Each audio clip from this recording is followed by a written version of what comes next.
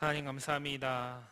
그 이름대로 하나님 주신 은혜를 가지고 이 땅이 줄 수 없는 하늘의 평화를 높이 찬양으로 올려드린 크리스 남성합창단의 찬양 기쁘게 받으신 줄 믿습니다. 이 자리에 있는 우리 모두가 함께 찬양하며 그 하나님이 주시는 평강 가운데 온전히 쉼을 얻고 누릴 수 있도록 은혜를 더하여 주옵소서. 부족한 종을 단에 세우셨사오니 주의 도구로 사용하여 주옵소서. 감사하며 예수님 이름으로 기도합니다. 아멘.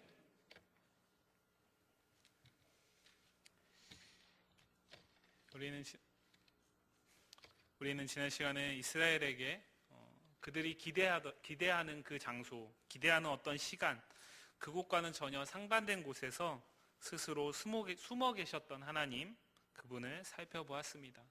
그러나 실상 그 하나님은 숨어 계시지 않으셨고 의를 말하고 정직한 것을 늘 이스라엘에게 알리셨던 분이셨음을 19절 말씀을 통해 볼 수 있었습니다.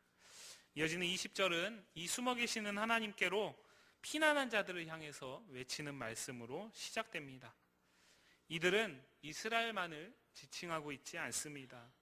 이들은 열방이라고 불리워집니다. 이스라엘을 뿐만 아니라 이방의 모든 나라들을 포함하는 나라와 민족을 넘어서서 스스로 숨어 계시는 하나님께로 그 하나님의 정직과 하나님의 공의를 붙들기 위해서 하나님께로 스스로 달려나온 자들, 그들을 모두 말하는 것입니다. 이들은 강압이나 힘에 의해서가 아니라 스스로 자신들의 자의로 하나님께 끌려온 자들입니다. 이렇게 스스로 끌려온 자들을 위해 하나님께서 말씀하십니다. 너희와는 달리 여전히 나무 우상을 가지고 다니는 자들이 있다. 이 원문에서는 이 20절에 나오는 이 스스로라는 표현으로 두 부류가 대조되고 있습니다. 한 부류는 우리가 먼저 살펴보았던 하나님께로부터 피난온 자들, 돌이켜 스스로 하나님께로 끌려와서 모인 자들, 그리고 또 다른 한 부류는 여전히 나무 우상을 가지고 그 자신들의 그 우상을 향해서 스스로 기도하는 자들입니다. 두 부류 모두 나름대로 합리적이고 이성적인 선택을 한 것입니다. 그러나 오늘 본문은 후자는 무지한 자라고 평가합니다. 무지는 말 그대로 알지 못한다는 것입니다. 후자는 무엇을 알지 못하는 것이겠습니까? 그것을 21절 말씀이 우리에게 말하고 있습니다. 우리 21절 말씀 함께 읽어보도록 하겠습니다. 너희는 알리며 진술하고 또 함께 의논하여 보라. 이 일을 옛부터 듣게 한 자가 누구냐? 이전부터 그것을 알게 한 자가 누구냐? 나 여호와가 아니냐? 나 외에 다른 신이 없나니 나는 공의를 행하며 구원을 베푸는 하나님이라. 나 외에 다른 이가 없느니라. 아멘. 쉽게 말하면 후자는 여호와 외에 공의를 행하고 구원을 베푸는 신이 이 세상에 없다라는 것을 알지 못하였습니다. 여호와만이 공의를 행하시고 구원을 베푸시는 유일한 분이시다라는 것을 알지 못했다라는 것입니다. 그런데 21절 보시면 하나님은 그 후자들에게 자신이 유일한 구원자고 유일한 공의를 행하시는 분임을 숨기지 않으셨습니다. 스스로 옛부터 그들에게 듣게 하셨고 이전부터 알게 하셨습니다. 따라서 여기서 알지 못하였다는 것은 그들이 단어로서 하나님, 그 소리를 듣지 못하였고 머리로 깨닫지 못하였다라는 것이 아니라 믿지 못했다라는 의미입니다. 하나님은 이 믿지 못한 후자의 부류, 그래서 자신들의 우상, 그 나무 우상을 여전히 짊어지고 스스로 자신들의 구원을 위해 그 우상을 향해 기도하는 자들을 위해서 오늘 자신을 향해 피난온 자들, 그 전자의 부류에게 말씀하십니다. 너희는 알지 못하는 자들을 향해서 나 여호와만이 공의를 행하며 구원을 베푸는 신임을 알리고 진술하고 그것들을 가지고 저들과 함께 의논하여 보라고 오늘 21절은 말하고 있습니다. 여기서 의논하다라는 이 표현은 우리가 이미 살펴보았던 41장 21절에 나오는 소송한다라는 표현과 같은 뜻입니다. 돌이켜보시면 41장에서는 하나님께서 누가 참신이냐의 논쟁 가운데 자신이 스스로 그 재판석의 증인으로 서셨습니다. 그리고 스스로 자신이 참신이다라는 것, 자신만이 유일한 하나님이시다라는 것을 자증하셨습니다. 하지만 오늘 본문 45장에서는 그 하나님께 스스로 끌려와 피난온 자들을 이 재판석의 증인으로 세우셨습니다. 그리고 여전히 믿지 못하여서 후자의 부류에 있는 자신들의 우상을 향해 스스로의 구원을 맡기고 기도하는 자들에게 함께 그 소송을 진행한다라고 오늘 21절 말씀은 말하고 있습니다. 우리가 사는 이 세상에도 하나님을 믿는 자들과 그것을 알지 못하는 자들이 있습니다.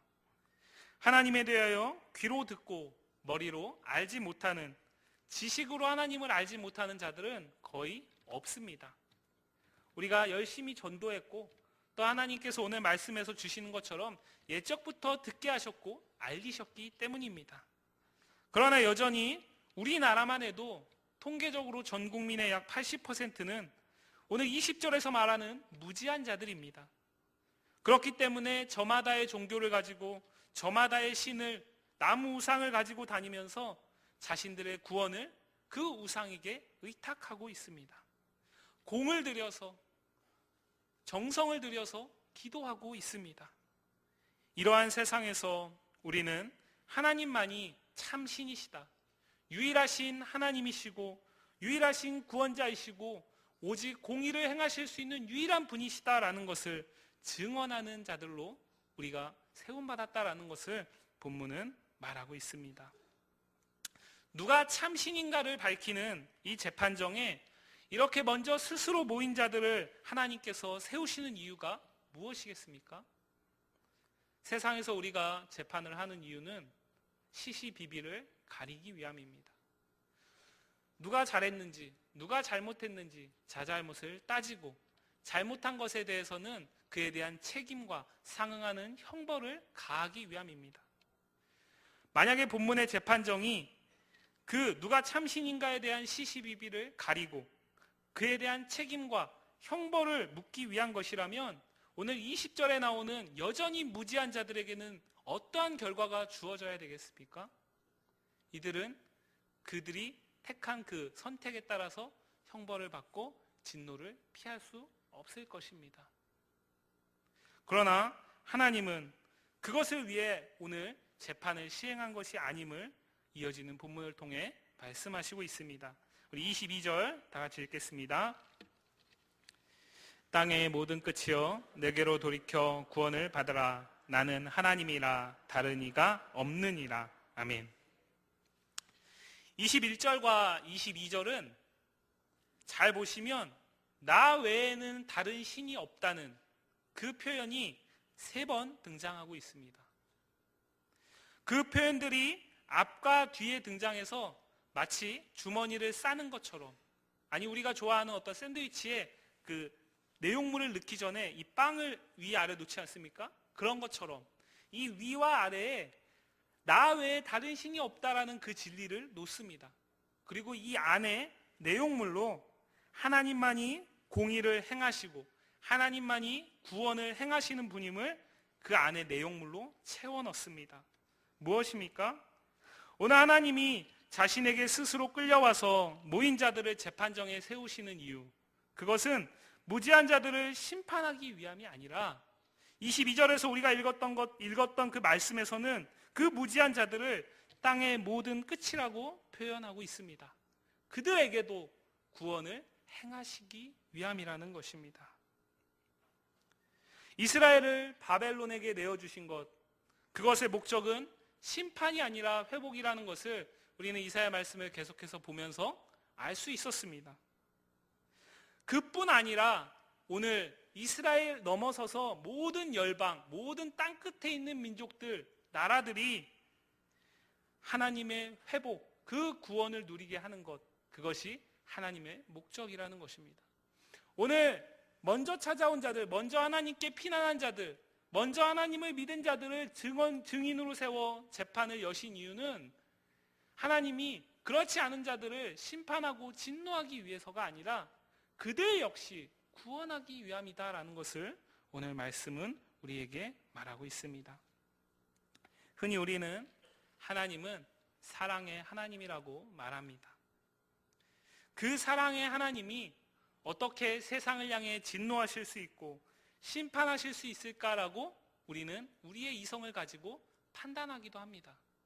그래서 어떤 자들은 구약 성경의 하나님은 인정하지 않기도 합니다. 구약은 뭔가 불완전한 것이고 도저히 사랑의 하나님의 속성으로 받아들일 수 없는 내용들이 기록되어 있기 때문에 구약은 폐하고 신약만 취하는 자들도 있습니다. 하지만 하나님의 사랑의 속성은 또 다른 하나님의 속성인 공의의 속성, 구약에 주로 나타나는 그 공의의 속성과 별개로 존재하는 것이 아닙니다. 하나님은 마치 지킬 박사와 하이드 같이 아니면 야누스와 같이 때로는 사랑의 하나님, 때로는 공의의 하나님이 아니시다라는 것입니다. 공의를 행하시는 하나님, 그 하나님이 곧 구원의 하나님인 줄 믿습니다. 하나님의 속성인 공의와 사랑은 독립적으로 존재하는 것이 아닙니다. 공의는 사랑의 또 다른 표현이라는 것을 오늘 말씀은 우리에게 말하고 있습니다. 이스라엘 백성을 향해 이스라엘 백성을 사랑하셔서 그들을 구원하시기 위해서 하나님은 그들에게 바벨론에게 그들을 붙이셨습니다. 그 모습만 보면 하나님은 도저히 이해할 수 없는 무자비한 분이십니다. 하지만 그 끝의 목적은 결국에는 사랑에 있습니다. 회복과 구원에 있다라는 것입니다. 바벨론은 멸망할 것입니다. 그리고 모든 나라와 모든 열방들은 결국에는 하나님의 구원 아니면 심판이 놓여져 있는데 그것이 결국에 하나님의 사랑의 속성의 또 다른 표현이다라는 것입니다. 북이스라엘을 멸망시켰던 아수르, 그 아수르는 분명 멸망했습니다. 하지만 그 가운데서도 하나님은 소선지서를 보시면 요나 선지자를 통해서 그들에게도 기회를 주셨습니다. 바벨론도 역시 멸망했습니다. 하지만 그 가운데서도 하나님께서는 그들에게 다니엘과 세친과 같은 그런 믿음의 사람들을 통해서 하나님을 깨달을 수 있는 기회를 분명 주셨습니다.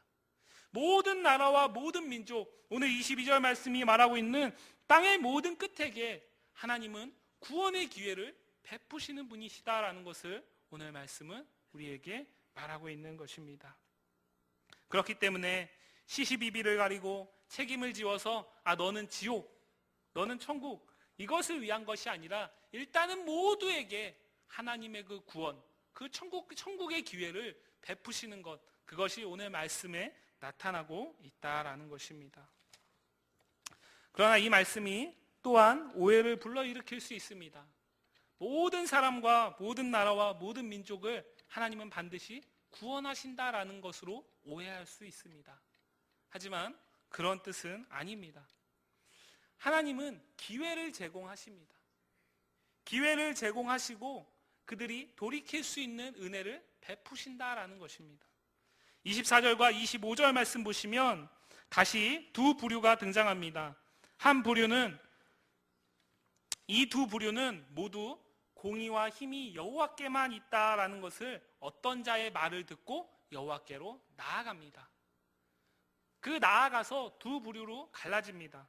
한 부류는 여호와께 나아가 그 안에서 노하는 자들입니다. 그리고 또 다른 한 부류는 여호와께 나아가서 그 안에서 의롭다함을 얻는 자들입니다. 결과 또한 상반되게 나타나고 있습니다. 여호와께 나아가 그 안에서 노하는 자들은 부끄러움을 당한다라고 말합니다. 반면에 여호와께 나아가 그 안에서 의롭다함을 얻는 자들은 그로 인해 자랑하게 된다라고 오늘 본문은 말하고 있습니다. 분명 하나님의 긍휼은, 이 하나님의 사랑은 이스라엘을 넘어서 모든 땅의 끝을 겨냥하고 있습니다. 그러나 이조차도 한편은 거부하여서 부끄러움을 당하게 되고 또 다른 한편은 그것을 믿음으로 수납하게 되어 그 안에서 의롭다함을 얻어 자랑하게 된다는 것을 오늘 본문은 말하고 있는 것입니다. 이것은 무엇에 대한 자랑이겠습니까? 자신의 행동이나 그에 따른 결과에서 나온 의가 아니라 여호와께 돌이켜서 여호와만이 공의를 행하실 수 있는 분이시고 여호와만이 구원을 베푸실 수 있는 분이시다라는 그 믿음을 가지고 그 여호와께로 돌이켜서 그 여호와 안에서 의롭다함을 얻는 것, 그것을 자랑하는 것입니다. 공의로우신 여호와 안에서 돌이킨 자들에게 주어지는 하나님의 의를 말하는 것입니다. 이런 의미에서 부끄러움을 당한다라는 것은 돌이키지 않으므로 그 안에서 주어지는 의를 받지 못하는 것을 말하는 것입니다. 이것은 우리가 익숙하게 신약 성경을 통해 보고 있는 그 사도 바울이 말하는 의롭다함을 받는 원리와 똑같습니다. 로마서 4장 2절 3절 말씀을 보시면 이렇게 말하고 있습니다. 만일 아브라함이 행위로서 의롭다 하심을 받았으면 자랑할 것이 있으려니와 하나님 앞에서는 없느니라. 성경이 무엇을 말하느냐? 아브라함이 하나님을 믿음에 그것이 그에게 의로 여겨진 바 되었느니라. 아멘. 믿음의 조상, 이스라엘의 조상 아브라함이 하나님께 의롭다함을 받은 것, 그것이 그가 본토 친척 아비집을 떠난 그 행위 때문이 아니고, 그것이 그가 이삭을 바친 그 행위 때문이 아니라 하나님께서 그를 의롭다고 인정하셨기 때문에 그가 오늘 그것을 자랑하게 되고 의로 여겨진 바 되었다라고 2절과 3절 말씀은 말하고 있는 것입니다. 4장 23절 24절은 이렇게 말합니다. 그에게 의로 여겨졌다 기록된 것은 아브라함만 위한 것이 아니요 의로 여기심을 받을 우리도 위함이니. 아멘. 그 아브라함이 행위가 아니라 믿음으로 의롭다함을 하나님께로부터 받았다면, 그것이 그렇게 아브라함이 믿음으로 의롭다함을 받은 것이 성경에 기록된 것은 아브라함만 위한 것이 아니라, 아브라함에게만 자랑이 되기 위한 것이 아니라 바로 이 자리에 있는 성도된 우리를 위한 것이다라는 것을 사도 바울은 로마서 4장 24절 말씀에서 말하고 있습니다. 이스라엘의 조상인 아브라함도 율법이 아닌 하나님을 믿음으로써 의로 여겨진 바 되었고, 이를 기록하는 것은 아브라함만 위한 것이 아니라 동일하게 같은 원리로 하나님을 믿음으로 의로 여기심을 받게 된 우리에게도 동일하게 미쳐진다라는 것을 성경은 분명히 말하고 있습니다. 여기서 의로 여기심을 받는 믿음을 오늘 우리가 읽었던 이사야 45장에서는 하나님만이 공의를 행하시며 구원을 베푸시는 유일한 분이심을 아는 것이라고 말하고 있습니다. 하나님은 이것이 분명하고 확실한 진리임을 스스로 다시 한번 입증하십니다. 우리 23절 다 같이 읽겠습니다. 45장 23절입니다. 내가 나를 두고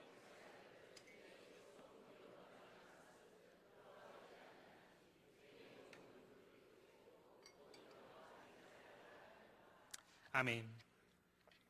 여호와 하나님은 이 진리를 다른 그 어떤 것이 아니라 바로 자신을 두고 맹세하십니다. 생각해 보시기 바랍니다. 창조주이시고 모든 만물을 다스리시고 주관하시는 그 여호와 하나님께서 그분의 말을 그 어떤 것을 두고 맹세할 수 있겠습니까? 그럴 수 있는 그 어떤 피조물이 있겠습니까? 그 어떤 피조물이 창조주보다 더 권위를 가질 수 있겠습니까? 없기 때문에, 그래서 자신을 두고 스스로 맹세하시는 것입니다. 하나님께서 맹세하지 않아도 우리는 이미 알고 있습니다. 하나님은 시건하지 아니하시고 허언하지 아니하시는 분이시기 때문에, 하나님은 신실하신 분이시기 때문에, 우리가 아무리 하나님을 거역할지라도 하나님은 그의 계획과 그의 방법을 반드시 이행하시는 분이시기 때문에 굳이 스스로 맹세하지 않으셔도 충분한 권위가 있지만, 여전히 돌이키지 않고 무지한 자들을 향해서 하나님은 사랑으로 자신을 두고 맹세하심으로 확증하는 것입니다. 이러한 모습은 창세기 22장에서도 우리가 발견할 수 있습니다. 창세기 22장은 무슨 사건이 기록되어 있습니까? 창세기 22장은 아브라함이 독자 이삭을 그 모리아산에서 바치는 그 사건이 기록되어 있습니다. 창세기 22장 말씀을 잘 읽어보시면 아브라함이 이제 모리아산에 올라가서 단을 쌓고 제물로 이삭을 올리고 막 각을 뜨려고 하는 그 순간에 하나님께서 그에게 말씀하십니다. 그리고 멈추게 하십니다. 그리고 하나님께서 말씀하십니다. 내가 너의 믿음을 확인했노라고 말씀하십니다. 그리고 다시 언약의 복을 확증하십니다. 하나님이 아브라함의 그 믿음을 확인하시고 언약의 복을 주실 때에 바로 자신을 두고 스스로 맹세하시는 표현이 등장하고 있습니다. 아브라함에게 주신 그 약속, 그 언약대로 반드시 지키시겠다라는 것을, 이제는 이거에 대해서 지켜질까 모든 논란 자체를 차단하신다라는 것을 하나님은 나를 두고 맹세한다라고 표현하고 있습니다. 이 내용을 히브리 기자는 히브리서 6장 13절 이하에서 이렇게 말하고 있습니다. 우리 히브리서 6장 한번 찾아보도록 하겠습니다. 신약성경 히브리서 6장입니다.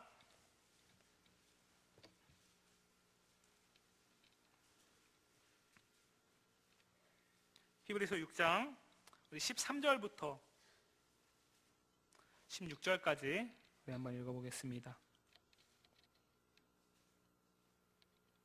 같이 읽겠습니다. 하나님이 아브라함에게 약속하실 때에 가리켜 맹세할 자가 자기보다 더 큰 이가 없으므로 자기를 가리켜 맹세하여 이르시되 내가 반드시 너에게 복 주고 복 주며 너를 번성하게 하고 번성하게 하리라 하셨더니 그가 이같이 오래 참아 약속을 받았느니라. 사람들은 자기보다 더 큰 자를 가리켜 맹세하나니 맹세는 그들이 다투는 모든 일의 최후 확정이니라. 아멘. 오늘 우리 함께 읽었던 말씀 보시면 그 창세기 22장의 내용을 히브리 기자가 이렇게 말하고 있습니다. 하나님이 아브라함에게 약속하실 때에 가리켜 맹세할 자가 자기보다 더 큰 이가 없기 때문에 자기를 가리켜 맹세하셨다라고 말합니다. 창조주이신 하나님이 그 어떤 피조물의 권위를 힘입어서 자신의 말을 증명할 이유가 없다라는 것입니다. 창조주이신 하나님이 피조물의 권위를 힘입어서 더 큰 권위를 부여받을 수 없다라는 것입니다. 그렇기 때문에 하나님께서는 친히 자신을 맹세의 대상으로 삼으셨다라는 것입니다. 그런데 16절 말씀 보시면 그 맹세를 하신 이유를 말하고 있습니다. 사람들이 맹세를 하는 이유가 무엇이라고 말합니까? 자기보다 더 큰 자를 가리켜 맹세하고 그 맹세를 통해서 최후 확정을 하기 위함이라고 말하고 있습니다. 맹세는 다투는 모든 일의 최후 확정이라고 말합니다. 이 표현은 모든 논란과 의심을 거두게 하고 종결짓는 최후 수단으로 맹세를 사용한다라는 것입니다. 우리가 어렸을 때에 어떤 사실을 이야기하고 그것을 믿지 못하는 사람들에게 그것들을 납득시키려고 할 때에 하늘에 대고 맹세한다라는 표현을 쉽게 사용하지 않습니까? 물론 성경에서 말하는 대로라면 사용해서는 안 되는 표현이긴 하지만 그런 표현들을 우리가 쉽게 사용하지 않습니까? 나를 못 믿겠으면 내가 하늘에 대고 맹세할 거니까 믿으라는 것을 강조하기 위함 아닙니까? 엄마 아빠에게 맹세하는 것 동일한 의미입니다. 오늘 하나님께서 맹세하시는 이유, 자기를 두고 맹세하시는 이유는 무엇이냐면 단순히 반드시 지키겠다라는 것을 강조하는 것이 아니라 아브라함 너에게 약속한 그 복, 내가 반드시 어떠한 상황이 올지라도 지킬 것이니 의심하지 말라라는 것입니다. 어떠한 상황과 어떠한 환경 가운데 처할지라도 도저히 그것이 네가 생각하기에 이루어지지 않을 것 같은 그 순간 가운데서도 반드시 지킬 것이다라는 것을 하나님께서는 말하고 있는 것입니다. 하나님의 약속, 아브라함과의 하나님의 언약, 이것을 흔들 수 있는 그 어떤 것도 없다라는 것입니다. 하나님께 아브라함은 이후에 하나님 이 약속 나에게 지키실 것인지 묻지 말라라는 것입니다. 하나님께서 스스로 마침표를 찍으셨다라는 것을 오늘 히브리 기자는 말하고 있는 것입니다. 그렇다면 오늘 이사야 45장 말씀에서 모든 땅끝을 향한 하나님의 구원의 계획, 그것은 우리가 생각하기에는 구원받을 자와 구원받지 못할 자가 분명히 있지만 하나님의 그 모든 땅끝을 향한 계획은 어떠한 상황과 어떠한 환난 가운데 어떠한 순간 가운데서도 결코 변하지 않는, 반드시 모든 사람들에게 베풀어 기회는 주어진다라는 것을 말하는 것입니다. 하나님이 자신의 입에서 친히 나온 그 공의로운 말이 절대로 돌아오지 않을 것이다 라고 오늘 이사야 45장 23절은 연이어서 말하고 있습니다. 하나님께서 말씀하신 그 말 주워 담지 않으시겠다라는 것입니다. 그 일이 반드시 이루어질 때까지 하나님께서 행하시겠다라는 것입니다. 반드시 행하실 것을 강조하는 것입니다. 이렇게 하나님께서 행하심으로 하나님 앞에 모든 무릎이 꿇겠고 모든 혀가 맹세하게 될 것을 23절 하반절은 말하고 있습니다.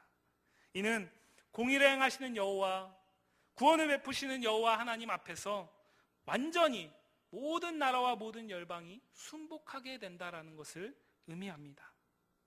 그런데 이 표현은 사도 바울이 신약에서 로마서와 빌립보서에서 인용하였습니다. 로마서 14장 11절 말씀에서는 믿음이 연약한 성도를 비판하는 맥락에서, 그러니까 믿음이 연약한 성도들이 있는데 믿음이 신실한 성도들이 그 연약한 성도들을 비판하면 안 된다라는 것을 설명하는 맥락에서 사도 바울은 이 표현을 사용하고 있습니다. 믿음이 연약한 자건 믿음이 신실한 자건 동일하게 주께 복종해야 할 자들이다라는 것을 설명할 때 모든 무릎이 그 앞에 꿇게 될 것이다라는 표현을 사용하고 있습니다. 그리고 빌립보서 2장 9절 이하에서 우리가 오전 예배 설교를 통해서 이미 알고 있듯이 예수 그리스도의 비하와 예수 그리스도의 승귀의 신분을 말할 때 그 승귀의 신분 가운데 하나님이 부활하신 주님을 지극히 높여서 모든 무릎이 예수의 이름에 꿇게 하시고 하나님 아버지께 영광 돌리게 하셨느니라는 그 말씀하실 때 이 표현을 사도 바울이 인용하고 있습니다. 이사야 45장 본문에서는 이 구원을 베푸는 분이 하나님이시지만 이 신약 사도 바울의 빌립보서 2장에서 그분은 곧 메시아이신 예수 그리스도다라는 것을 우리에게 말하고 있는 것입니다. 구약이나 신약이나 구원을 베푸시는 분은 오직 하나님뿐이심을 말하고 있습니다. 구약에서 하나님만이 공의를 행하시고 구원을 베푸시는 유일한 분이심을 아는 것, 그것은 신약에서 십자가에 달려 죽으시고 사흘 만에 부활하셔서 우리를 의롭다 하신 그 예수 그리스도를 믿는 것으로 드러납니다. 이렇게 볼 때 본문 45장 25절 여호와로 말미암아 의롭다함을 얻고 그것을 자랑하게 되는 자들을 이스라엘 자손이라 칭하는 것은 예수 그리스도를 믿음으로 의롭다함을 얻고 영원한 생명을 약속받은 모든 자들을 의미하는 것입니다. 만일 이것이 구약에 나오는 그 지리적이고 민족적 의미에서 이스라엘 자손이라면 그들은 모두 구원받아야 됩니다. 하지만 그들 가운데서도 여전히 긍휼의 은혜를 거부함으로써 하나님께 불순종의 길을 가는 자들이 있었음을 우리는 구약 성경을 통해 보고 있지 않습니까? 또한 민족적 이스라엘은 아니지만 하나님께서 땅의 모든 끝에 베푸신 그 은혜 가운데 그 긍휼의 기회를 따라서 돌이켜서 믿음으로 의롭다함을 얻은 이 세상의 많은 성도들, 멀리 볼 것도 없습니다. 바로 우리의 존재 자체가 이 45장 25절에서 이스라엘이 민족적, 지리적 이스라엘이 아닌 영적 이스라엘 자손, 예수 그리스도를 믿음으로 구원을 받은 모든 민족과 열방을 의미하는 것이다라는 것을 우리는 알 수 있습니다. 하나님의 공의는 이스라엘은 구원하고 이방은 멸망시키기 위한 것이 아닙니다. 이스라엘이나 이방이나 모두를 궁극적으로는 구원하기 위한 것임을 본문은 말하는 것입니다. 그리고 이 말씀대로 모든 땅 끝에 긍휼이 베풀어졌습니다. 그 기회를 붙잡아서 하나님께 돌이킴으로 예수 그리스도를 유일한 구원자로 믿어 우리가 영적 이스라엘 자손이 된 것입니다. 이것이 실현된 것은 사도행전 2장 이후입니다. 성령이 강림하고 초대 예루살렘 교회가 세워지고 그 안에서 초대 예루살렘 교회를 통해서 수없이 많은 전도자들이 배출되고 그렇게 온 땅, 온 나라와 온 열방, 모든 민족과 열방, 땅 끝을 향해 복음이 전파되면서 이것이 실현되었고 100년 전, 120년 전 이 땅에 복음이 들어와서 우리가 그 수혜자가 되어 이 자리에 있는 것입니다. 하지만 오늘 말씀은 무엇을 말하고 있는 것입니까? 오늘 45장 20절부터 25절까지의 말씀에서는 공의를 행하시는 그 하나님이 구원을 베푸시는 하나님임을 말하고 있지만 우리가 이사야 말씀을 통해서 계속해서 살펴보는 그 하나님은 먼저는 창조의 하나님이십니다. 그리고 그 창조의 하나님은 그 창조 가운데 이미 우리를 구원하기로 계획하셨습니다. 우리의 범죄함 가운데서도 하나님은 그 계획을 거두지 않으셨습니다. 모든 만물을 다스리시고 모든 만물을 주관하시는 그 하나님은 그 구원의 계획을 구약의 역사 가운데 면면히 이행하셨습니다. 그래서 이사야 40장부터 오늘까지의 말씀 잘 보시면 창조의 하나님을 강조하지만 창조의 하나님이 곧 구원의 하나님임을 말하고 있습니다. 꼭 또 그 구원의 하나님은 섭리하시는 하나님임을 말하고 있습니다. 무엇입니까? 우리가 이 구약 이사야 말씀을 통해서 깨달을 수 있는 것은 모든 열방을 향한 그 하나님의 구원의 계획, 그 구원의 사랑의 참뜻은 오늘 이 역사 가운데 일순간에 이때에 이루어진 것이 아니고 이때에 계획된 것이 아니라 이미 하나님께서 모든 것들을 창조하시기 이전부터 계획하신 놀라운 뜻이다라는 것을 깨달을 수 있는 것입니다. 오늘 오전에 우리가 성례식을 행하였습니다. 이 자리에 있는 우리는 그 성례의 주인공은 아닙니다. 하지만 하나님은 우리에게 은혜의 방편으로 세 가지를 제시하셨습니다. 하나는 말씀이고요, 하나는 기도고요, 또 하나는 성례입니다. 우리는 분명 과거 어느 순간에 성례를 통해서 세례를 받고 김포제일교회 교인이 되어 그리스도인의 삶을 살고 있습니다. 하지만 우리는 또한 또 다른 성도들이 그 모든 땅끝을 향한 하나님의 긍휼의 기회를 붙잡고 돌아와서 하나님 앞에, 성도들 앞에 내가 그리스도인이다라는 것을 확증하는 그 순간에 내게 베풀어진 그 하나님의 은혜가 얼마나 큰 것인지, 얼마나 깊은 것이고 얼마나 심오한 것인지 그 자리에서 순간순간 깨달을 수 있는 것입니다. 그렇기 때문에 하나님께서는 우리에게 성례를 은혜의 방편으로 제시하신 것입니다. 우리가 하나님께 은혜를 받는 모든 것, 말씀과 기도는 우리의 눈에 보이지 않는 것입니다. 하지만 성례는, 오늘 우리가 행했던 성례와 다음 주에 행할 그 성찬을 앞에서 성례라 그러는데, 이 성례는 우리가 하나님의 은혜를 눈으로 직접 목도할 수 있는 유일한 수단입니다. 오늘 말씀은 바로 우리가 그 수혜자로 이 자리에 있다라는 것을 말하고 있는 것입니다. 사랑하는 성도 여러분, 우리는 이 하나님의 이미 창조 이전부터 계획된 그 심오한 진리를 따라서 돌이킬 수 있는 은혜를 하나님께서 주셨고 믿음으로 구원을 얻게 된 놀라운 은혜를 힘입은 자들입니다. 모든 땅끝을 향해 긍휼을 베푸신 하나님의 은혜가 우리에게까지 미쳐서 그리스도인이 된 것입니다. 그러나 무지하여서 여전히 구원받지 못하는 신에게 자신을 의탁하는 자들이 이 세상에는 너무나 많이 있습니다. 하나님은 이러한 자들이 있는 세상이라는 재판정에 우리를 증인으로 세우셨습니다. 하나님은 우리를 통해서 자신만이 공의를 행하시는 유일한 분이시고 자신만이 구원을 베푸시는 유일한 분이심을 많은 세상에 하나님을 알지 못하는 자들에게 알게 하기 위해서 우리를 이 세상에 두었다라는 것입니다. 모든 땅끝을 향해 긍휼을 베푸시는 하나님의 은혜가 우리를 통해 온전히 알려지고 들려져서 예비된 영혼들이 주께 돌아오는데 쓰임받는 우리 한 사람 한 사람, 나아가 우리 김포제일교회가 되기를 주님의 이름으로 간절히 축복합니다. 우리 시간 함께 기도하겠습니다. 하나님께서 우리에게 베푸신 그 은혜가 얼마나 큰 것인지 우리가 말씀을 통해 다시 한번 깨닫게 하시니 감사합니다. 하나님, 그것은 내가 이 땅에 태어나기 이전부터, 이 세상이 만들어지고 조성되기 이전부터 하나님께서 품으셨던 뜻임을, 그 이후에 수없이 많은 시간이 흐르는 역사 가운데서도 변개하지 않으신 하나님의 그 신실하신 모습임을 말씀을 통해 보게 하시니 감사합니다. 하나님, 우리가 그 은혜의 수혜자로 이 자리에 있습니다.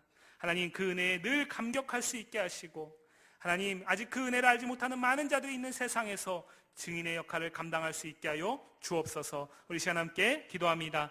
하나님 감사합니다. 하나님 바라